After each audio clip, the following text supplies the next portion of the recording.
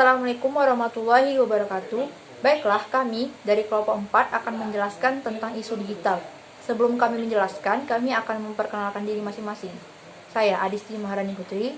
Saya Nala Cintiasari. Saya Priyani Arsamayori. Saya Daniel Sinaga. Saya Ahmad Fadila Fikri. Baiklah, pada presentasi kali ini saya bersama rekan-rekan saya akan menjelaskan salah satu isu digital, yaitu terkait tentang kekerasan seksual di dunia digital. Salah satunya yang akan kami bahas adalah tentang KBGO, yang kepanjangannya adalah kekerasan berbasis gender online. Nah, di tengah yang semakin luasnya jangkauan internet, canggihnya perkembangan dan penyebaran teknologi informasi, serta populernya penggunaan media sosial telah menghadirkan bentuk-bentuk kekerasan yang berbasis gender. Kekerasan berbasis gender online atau KBGO atau yang sering difasilitasi oleh teknologi sama seperti kekerasan berbasis gender yang di dunia nyata. Tindak kekerasan tersebut memiliki niatan maksud untuk melecehkan korban berdasarkan gender ataupun seksual. Nah, bentuk kekerasan online tersebut penting dibedakan agar solusi yang diberikan tepat dan efektif. Jika KBGO yang terjadi solusinya bukan semata penegakan hukum, tetapi juga perlu intervensi yang mampu mengolah cara pandang pelaku terkait relasi gender dan seksual pada korban. Nah, sejak 2015, Komnas Perempuan telah menghadirkan catatan tentang kekerasan terhadap perempuan yang terkait dengan dunia online, menggarisbawahi bahwa kekerasan dan kejahatan siber yang memiliki pola kasus yang semakin rumit dan terhadap perempuan di dunia maya yang diterima oleh Komnas Perempuan. Selanjutnya, modus dan tipe-tipe KBGO. Sepanjang tahun 2017, setidaknya ada 8 bentuk kekerasan berbasis gender online yang dilaporkan kepada Komnas Perempuan, yaitu pendekatan untuk memperdaya, pelecehan online, peretasan, konten ilegal, pelanggaran privasi, ancaman distribusi foto atau video pribadi, pencemaran nama baik, dan rekrutmen online. Sementara itu, dalam Internet Governance Forum dipaparkan bahwa kekerasan berbasis gender online mencakup spektrum perilaku, termasuk penguntitan, pengintimidasian, pelecehan seksual, pencemaran nama baik, ujaran kebencian dan eksploitasi.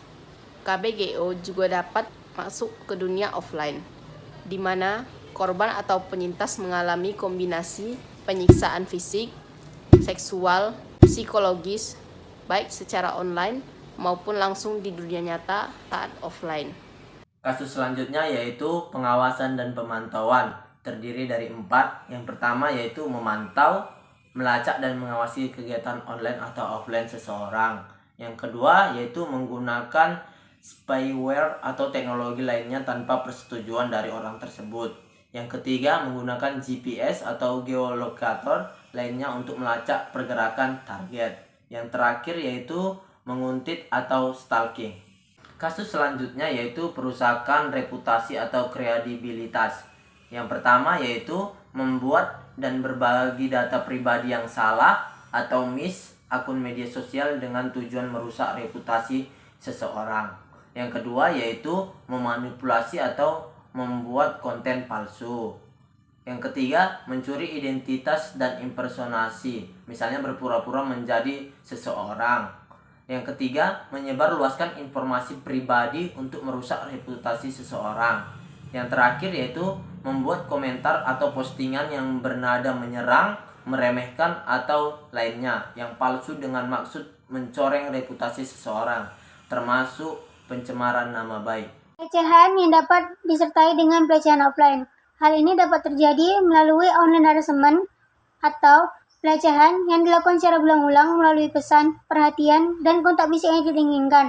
Ancaman langsung kekerasan seksual atau fisik, komentar kasar, ujaran kebencian, dan postingan di media sosial dengan target pada gender atau seksualitas tertentu. Penghasutan terhadap kekerasan fisik, konten online yang menggambarkan perempuan sebagai objek seksual, penggunaan gambar tidak senonoh untuk merendahkan wanita, menyalahgunakan, mempermalukan wanita karena mengekspresikan pandangan yang tidak normatif. Selanjutnya, ancaman dan kekerasan langsung.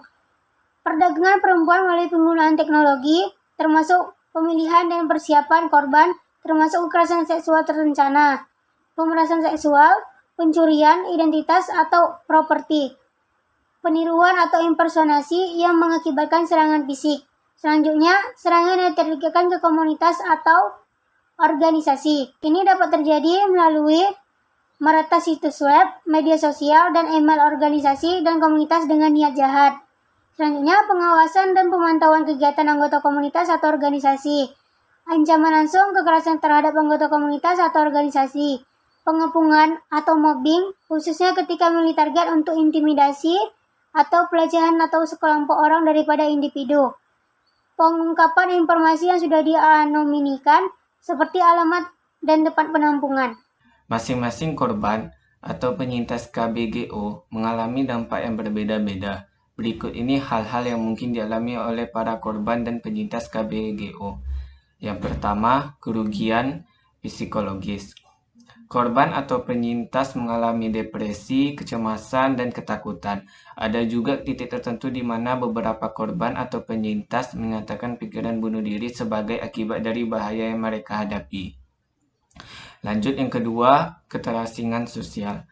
Para korban atau penyintas menarik diri dari kehidupan publik, termasuk dengan keluarga dan teman-teman. Hal ini terutama berlaku untuk wanita yang foto dan videonya didistribusikan tanpa persetujuan mereka yang merasa dipermalukan dan diejek di depan umum.